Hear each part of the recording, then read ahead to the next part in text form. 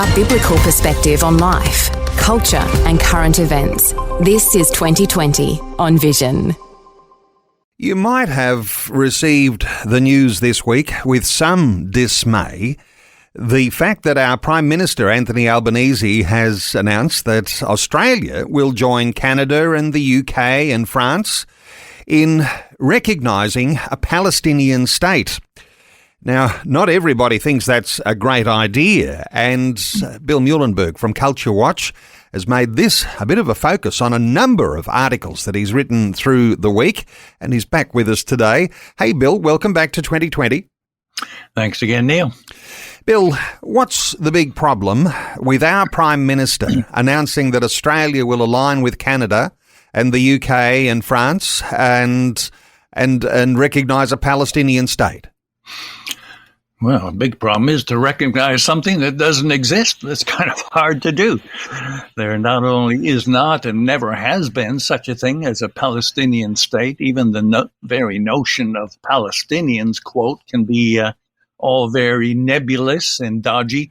So to basically, what Albo's doing, try to get some more votes in Western Sydney, right? The Muslim vote, that's really a pretty crass political game he's playing here. I don't think he, understands what's really happening in the Middle East, how Israel is the only bastion of freedom and democracy in that whole place, how Hamas in particular, Islam in general, wants to see Israel obliterated, and then after that, the rest of the West. So to do this cynical move simply to, garner some more votes, that's not exactly how foreign policy should be conducted. And like we say, given that there's never been an actual Palestinian state, we can look at the history there back in 47, 48, the land was partitioned, Israel given some, Palestinian peoples given some. As soon as that happened in 48, Israel became a nation. 5 Arab nations immediately attacked it. So, so much for, a two-state solution, so much for being willing to live in peace. The truth is, its neighbors don't want a two-state solution. They want one, and it's not Israel. They want to see Israel wiped off the map. So for Albo to go down this road, and Penny Wong is it's been a sad state of affairs, and thankfully, plenty of people have quickly called him out on this.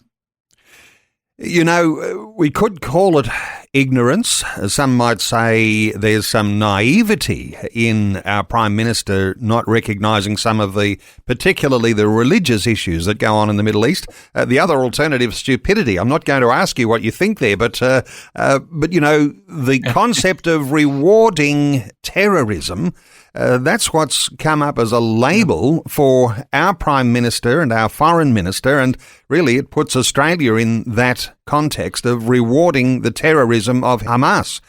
Is that an accurate thing, do you think? Yeah, absolutely. I mean, foreign policy should be about rewarding other states for doing what's right, for doing good things, not rewarding them for great evil, as in the October 7 terror attack. Again, 1,200 killed, 250 taken hostage, some still there. The horrible, horrible things that Hamas did were effectively saying, well, we'll just blink at that. We'll overlook that. We'll give you this talk of a Palestinian state, even though, right, 5-6 times now Israel has negotiated with Hamas and others about this very thing, land for peace, right? They gave away much of land, including Gaza. They got no peace. For, decades. They've been bombarded by thousands of missiles and terror attacks. So the truth is Hamas and the people there are not really keen on two states. They want to get rid of Israel altogether. So what Israel is rightly demanding, if we want peace in Gaza, well, the only thing we can do is make sure we get rid of Hamas 100%. You don't go 80% or 90%, just like the Allies in the Second World War. When they entered Berlin, they didn't say, well, we got rid of most of Hitler and the Nazis. We got most of the bad guys dealt with, so we'll leave it there and go back home. Well, no. They finished the job. They made sure that the Nazis did not come back to Germany. to rule terror there and around the world. So that's Israel's plan. We got to take out Hamas. It's refused to bargain. In fact, interesting, one of the earlier states you mentioned, France, when they recognized this idea of a Palestinian state, Hamas instantly broke off negotiations it was having with America, right? Trump is still trying to get the hostages free, trying to broker a deal, secure a peace.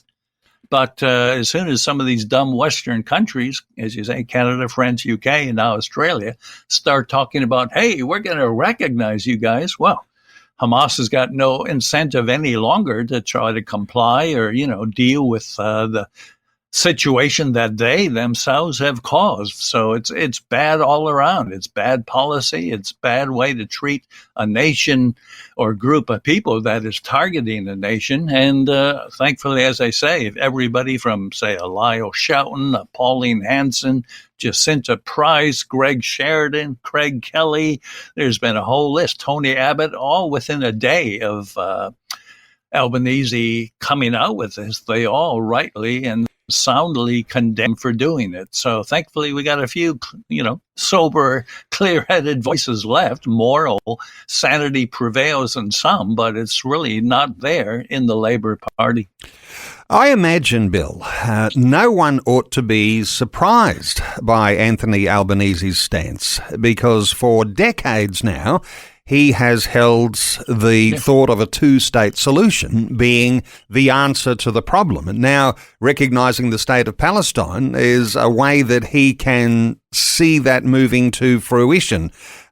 In the conversation I heard with him earlier in the week, he was saying that he wanted to make sure too that the surrounding nations were recognising Israel as a state. That's something that the Islamic states around refused to do as well. So do you think in some sense here maybe Albo could have his heart in the right place, but it does seem that he's missing some facts and missing the reality of what Islam brings to the religious debate?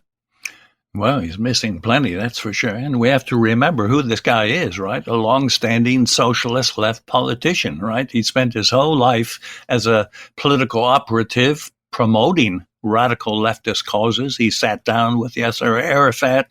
He was one of the founding members of a parliamentarian party for Palestinian rights, right? He's been pushing this for decades now. So he's never been a friend of Israel. Now, the funny thing is, we've had some previous Labour prime ministers who actually were pretty good. Think of two of them, right? Bob Hawke and actually Julia Gillard. They were both pretty good as friends of Israel. And they were also friends of America. But Albo, he's no friend of Israel. And of course, he's no friend of America. He still hasn't met with Trump, right? He's met with Chinese communist leaders plenty of times.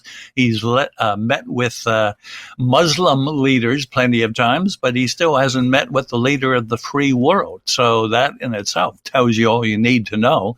America is one of our last great allies in the Middle East. Israel is one of our last great allies. And as somebody has quipped already, Australia hasn't yet recognized the state of Taiwan.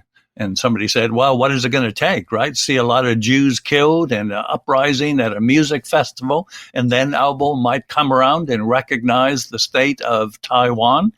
Well, he's got too many friends in high places in Beijing, so of course that won't happen. But it shows the foolishness here of what's happening, right? Very selective. He'll be talking about recognizing the Palestinians, but he doesn't seem to care about a lot of other peoples who are under very real threat, including Taiwan. Bill, what do you think of the concept? There is no such thing as being pro-Palestinian. All that we see by way of protest and the sentiments that are reflected are only anti-Semitic. Given that we're talking about there is no Palestinian state, the anti-Semitism does appear to be the only option in the mix, doesn't it? Well, it's often what we find. I mean, and again, all the dumb things you hear as well, right? Israel's committing genocide and ethnic cleansing. Well, come on.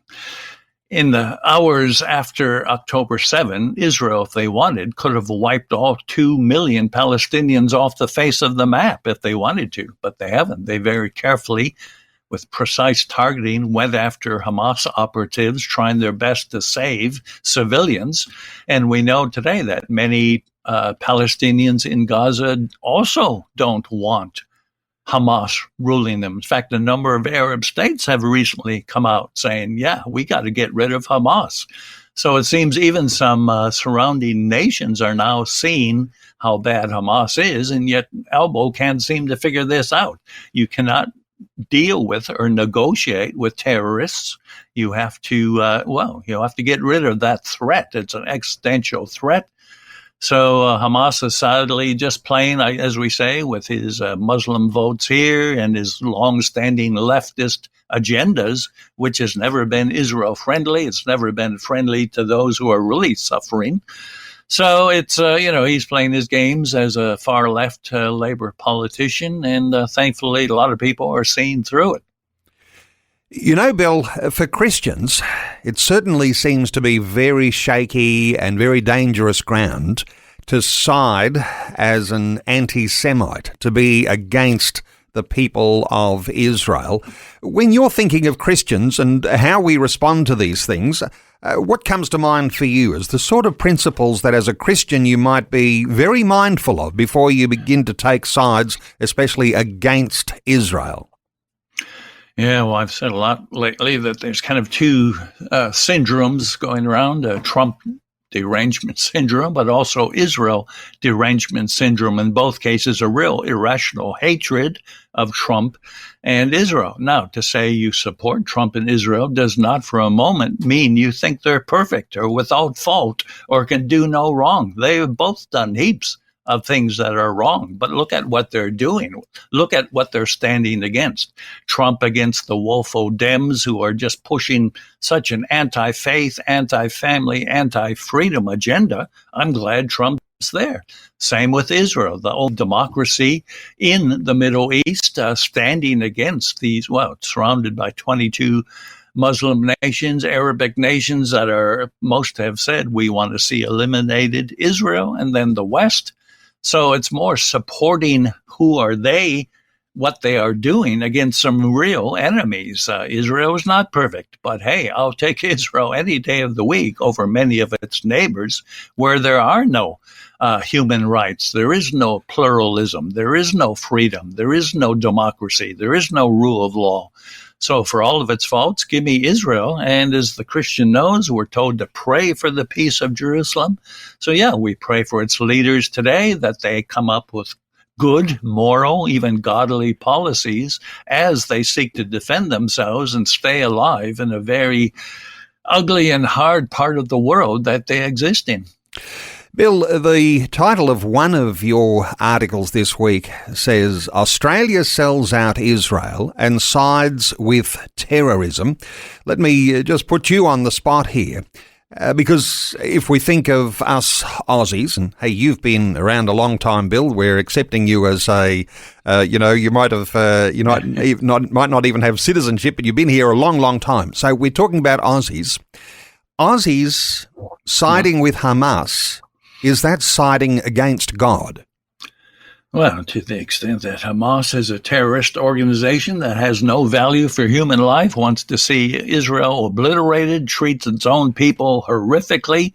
Just look at what happened on October 7. I'm not sure how any, either Australian or Australian Christian can even in the slightest think about in any way, shape, or form supporting Hamas.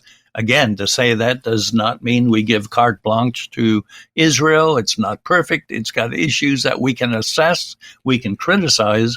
But given the uneven playing field they find themselves in, simply trying to stay alive, I would think any Australian with any moral compass would say, hey, in this case, we have to run with Israel for all of its faults, and we cannot side in any way with Hamas and other terror organizations.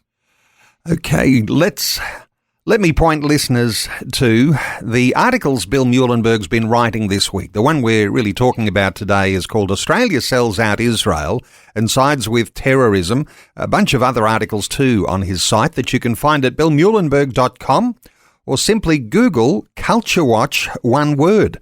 And what is it that you think? Is Australia siding against God if it sides against Israel?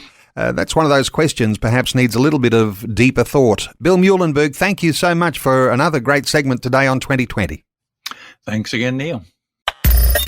Thanks for taking time to listen to this audio on demand from Vision Christian Media. To find out more about us, go to vision.org.au.